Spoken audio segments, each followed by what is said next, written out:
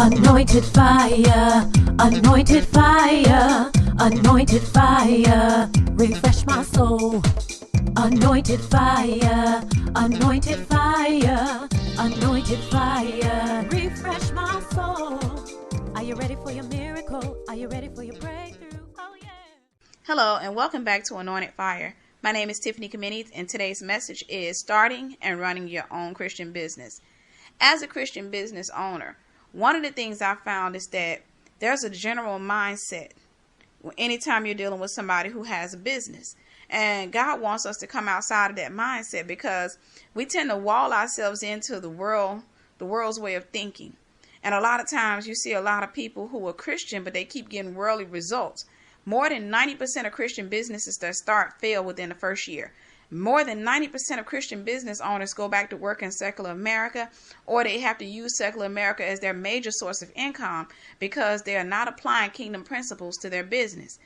They're still trying to do as the world says do, or they're still trying to do like worldly businesses, and you can't do that. Now, of course, there are rules that are in secular America that do apply to us, but at the same time, we have to have a better understanding because they didn't come from the world, they came from the church, they came from God. But we have to understand why we should do certain things, and that's what I want to try to explain to you today. Number one, create a vision board and a business plan. A business plan is absolutely necessary for your success. More than 75% of businesses who are successful started off with a business plan. Now, one of the reasons a business plan helps you to find success is because it becomes more real to you. It requires an investment.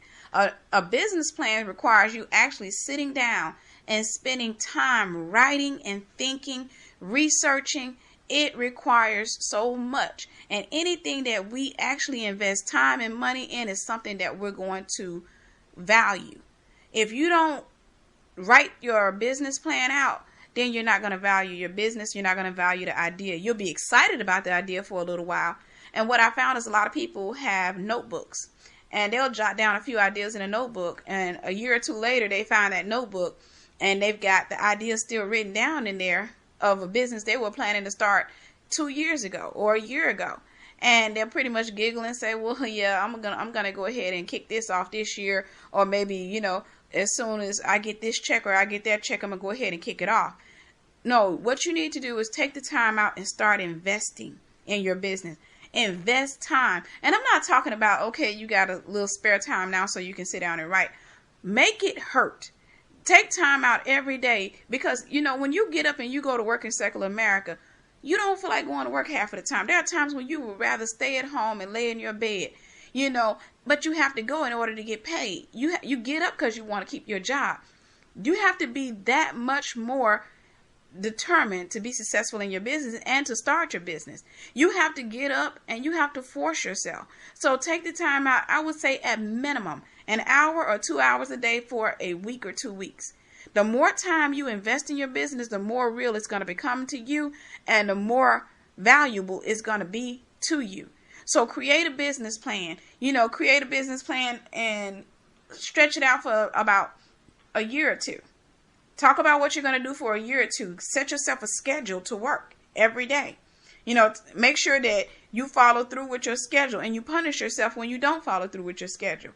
Because you got to understand, you got to discipline the mind. So you make a vision board, make the business plan, and stay at it. Number two, research like businesses to better understand what you need. Now, most people will call them your competitors. But I'm going to go ahead. I want to say this. You don't have any competitors as a Christian business. You do not have any competitors. If God gave you a vision, and when you get out there and if you apply that vision, you're going to have success. If you do what God told you to do, then success is already yours. It's attached to the vision. But if you get caught up in that worldly way of thinking, that competitive mindset, then you're only going to pull up you're only going to put up worldly results. You won't pull up kingdom results because you're in a worldly mindset. And this is the thing that happens with so many Christian business owners that it's ridiculous. And I'm not kidding you. This is something that is major. Anytime you're dealing with a lot of Christian business owners, a lot of them have this competitive mindset. And because you have a like business as them, they won't like you. They won't deal with you because they think that you're their competitor. And they don't seem to understand that success is in Christ. And you're going to find success in Christ if you do what God told you to do. But if you don't do that, then you're not going to find success. So research like businesses. And the reason you're researching them, you go to their website. What you're trying to do is find out, what is it that I need at this moment? Now, you do this initially. You don't do this in the long term. You do this initially. You find out, what is it that I need in this moment to start my business? What is it that I'm forgetting? Because there are going to be a lot of things that you're going to find that you've forgotten, and it could be something as small as some rules, which are actually major, or it can be a contract or something like that. But sometimes you'll go to a website and you'll find out, oh yeah, okay, he said he has this rule. Oh yeah, because customers will come in and do me like this or do me like that. But you research your competitor, that's what people call them, their competitor. But research your like business and you see what they have, but don't steal their information. Do not steal it. Don't even try, because I've had people who come along and they'll take text off my website and try to switch it up a little bit. They'll try to mix it up and put it up on their website.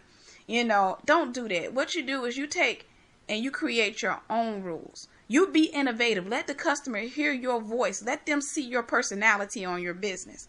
So research like businesses, but make sure that's just a short term. That's just a launch to get your business launched. Once you're launched, stay off of their website. Don't go looking, because it'll put you in a competitive mode. And if you get into a competitive mode, understand that competition only anytime a company is competing with another company, they stay at the same level. Want to go a little bit higher than the other one, then the other one will step up, and they have to continue to compete. They got to set their prices the same. Everything become like businesses.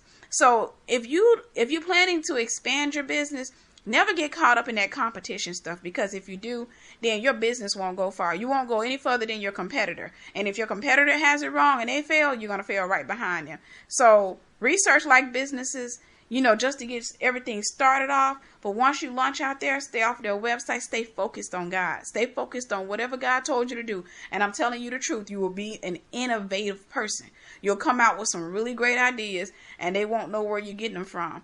But if you focused on them, then you're going to be constantly going behind them, trying to outdo them, and it's just going to be a mess. Number 3, be prepared to invest.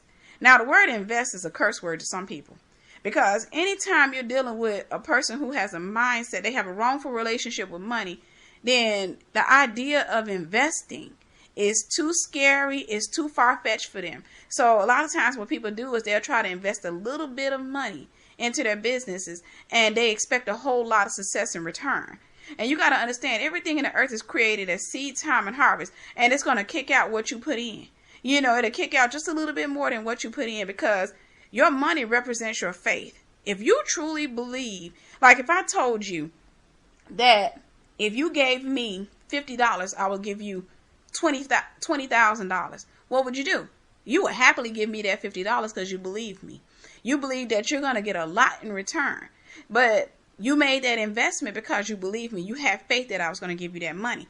But you got to understand, God has already promised you. He's already told you what he would do for you. But the thing is, when you don't believe him and you don't believe you'll find success in your business, then you're only going to give your money according to how much faith you have. So you'll be afraid to give so much money because you're afraid of losing it. You're not going to want to put that kind of money into it. But anytime you get a business and you have a business idea, you have to invest in it. And you can't invest a little bit.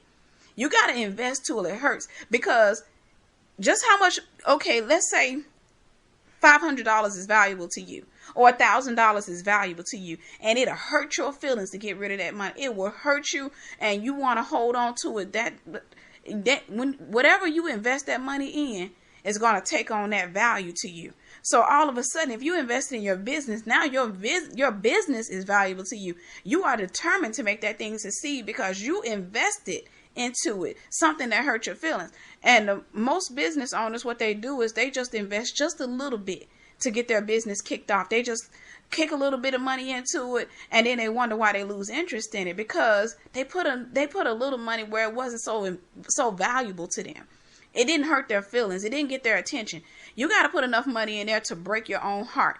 And that's going to make you serious about your business. That's going to make you say, no, this business has got to succeed because, I didn't put too much money in here. I didn't put too much time in this business. And it's going to make you more serious. It's going to make you think about it more because your mind is going to be thinking about how much you put into that. And, over time, continue to do that. Number 4, create rules and follow them. Now, this is a really important rule because what I found is that anytime you have a business that doesn't have rules, it's going to fail. That's just a given. You cannot run a business without rules because your rules are your law. That's your fortified city. Your rules are there to protect you and they're there to protect your customer. If you have a business and you don't put any rules on your business, you're going to get a lot of lawless customers who have a wrongful relationship with their money. And what they'll do is they'll run you ragged because they don't want to pay you that kind of money, or that money to them is so valuable that they think that your time is less valuable than their money. So they will work you. When I first started off in business, I remember having a lady who ordered a logo from me. I had several of them, as a matter of fact, but one in particular, I remember, I think I was only charging $50 for the logo, and I had only had her pay $25 down on the logo. And I didn't have any rules up. I didn't have any revision amounts that I would give people. I was just trying to please them, because I was chasing the money at the time. So what I did was I did the logo. She didn't like it. I did it again. She didn't like it. For 2 weeks, I worked on that lady's logo. 2 whole weeks, I was going at it every day, constantly revising this logo. Nothing I did was good enough. It was like, okay, we're almost there. Okay, we're almost there. Until finally I got tired and I told her, look, I can't do any more to this logo. I've done everything I can. And she said, well, okay, can you just refund me my money? And I said, no. I've been working 2 weeks on this logo. You got to pay me for my time. And at that time I didn't charge that much money, what have you. And it's because I didn't know what it was to be a business owner. I just thought that you're just exchanging a service for a product. I didn't know everything else, all the other layers of being a business owner. So now that I know better, of course, I got rules. I got guard my business, and I charge more money than that. But anytime I've broken my rules, and this is when I was still kind of youthful in my business, but when I broke my own rules, it never fails. Anytime I broke my own rules, I got attacked outside my business, because your rules are your protection. They are your rules are your security guard. And there were times where a customer was being really nice, or a customer started trying to appeal to my sympathetic side, and I would come outside my rules to try to help them out. And as soon as they got me outside my rules, they started trying to take advantage. And even had cases where people started demanding their money back, but had I followed my rules, I wouldn't have had to have that contention with them. Instead, your rules are going to help you to keep everything professional. And you talk to your customer and you tell them, hey, this is the rules, that's the rules, and this is what I'm supposed to do, and that's what you're supposed to do. You've already signed the contract, and that, that's that. And you continue to press your rules. But don't allow somebody to talk you outside your rules, because you're going to get plenty of people who come along and they're going to be so sweet. They'll come along, and that's just something that they learn how to do. You got to understand, people can be crafty. You'll get that sweet old lady that comes in and say, hey, baby, I'm sorry. I didn't understand when you told me that, or what have you. And of course you use discernment, but you'll get that sweet old lady who tells you that. And then as soon as you come outside your rules, she will become the Grinch. So stay with your rules. Put your rules up on your website. Learn from your own mistakes and create a rule every time you make a mistake. And you continue to do that. Anyhow, number 5, be original. Don't copy anyone else. Now, this should have been one of the number 1 rules. Anytime you copy someone else, you have work that looks like theirs. So your customers have to basically choose between you and them. God is innovative. He created you with a unique face. Nobody else in this earth has your face unless you're a twin. He created you, and people can distinguish you from other people because of your face. You have a unique fingerprint, and people can pull your fingerprint, but you are unique in yourself. And anytime you have a business, your business has to be unique. It has to be innovative. If you are not innovative, then you are lost in the crowd. And anyone who gets lost in the crowd is going to lose to the person who's been at the front of the line, people who have seniority, who have a larger client base, people who have been working at it for a longer time. Then, you're going to have all kinds of sharks swimming around, and you're going to be trying to grab whatever's left, But if you're innovative and you don't steal anybody's ideas, and you're not trying to be like anybody else, but you can create your business and you just let God lead you, your business will be successful because your business won't look like anybody else. You'll stand out. When I first started off doing logos, I remember I never had any training. God trained me, God taught me, but I didn't know how to do certain things. And some of my customers would request so much text to be put on a logo, and I didn't know where to put the text at. So what I did is I started creating these little boxes to go at the bottom of a logo. And I also created this, I used a little round shape to go at the bottom too, where I would put the text in this round shape in a kind of loop-like fashion. And those were two innovative ideas that God gave me to put the text in there. Now, it was because I didn't understand how to put text, to get all that text in there. I know now, but I still use those ideas because my customers ended up loving them. And when I stopped for a while, I noticed that my customers were requesting those things. They were coming back buying logos that still had those. Some of my older logos, they were still purchasing them, so I had to start back. But now over time, I've seen so many people who start off who are doing logos, and I've seen one woman who pretty much just almost copies every design I do. They just constantly keep copying. If they see something that you're doing, they'll go back and do it on theirs. They'll come back and try it. And I'm going to tell you, when I first started off, I had that mindset because I thought I wasn't good enough. And I thought other people were better designers than I was. So what I did was I used to go to this guy's website who had these excellent designs. And I used to try to copy his, and it drained me. And God just kept ministering to me at that time that I am who, I'm me. I'm unique. And it was draining to me. I wouldn't have any ideas. I couldn't do what he was doing until I finally stopped. And I started just focusing and trying to be innovative. What can I do that's going to stand out? What can I do? And now I'm blessed to say that I have my own style. Even though there are a lot of people who have come along and tried to take my style and tried to implement it in their own, because they don't understand that that's not the general style that they teach you in school. They don't understand that. They think that's just a general style, but it's not. If you go to someone who went to school for it, you won't see them doing those things. But that is to say, be innovative. Because once you are innovative and you let God lead you, you're going to come up with some really amazing ideas. God will give you some really great ideas, and you'll be able to implement those ideas in your business, and you will see success in your business. And then you'll see a lot of people that's going to come along and they're going to start trying to copy your ideas, and that can be irritating at first. It used to irritate me at first, but then I had to get used to it because, if you're ever going to be successful in business, then you got to understand that you are a game changer. So you're going to be the face of so many different styles, and you're going to be coming up with so many different styles, and people are going to come along and they're going to take them, but you don't want to be the person who's taking somebody else's style of design. You want to be a person who comes out and has their own original style, who looks, nothing like anybody else, and people will see that. Then they can identify your business from the crowd of businesses that are like yours, and your business will be the one pulling on the success while everybody else is trying to be sharks, and they're pretty much trying to grab a hold of one piece of meat and trying to divide it up into 1,000 pieces. Everybody's trying to be the same. And like I said, be innovative.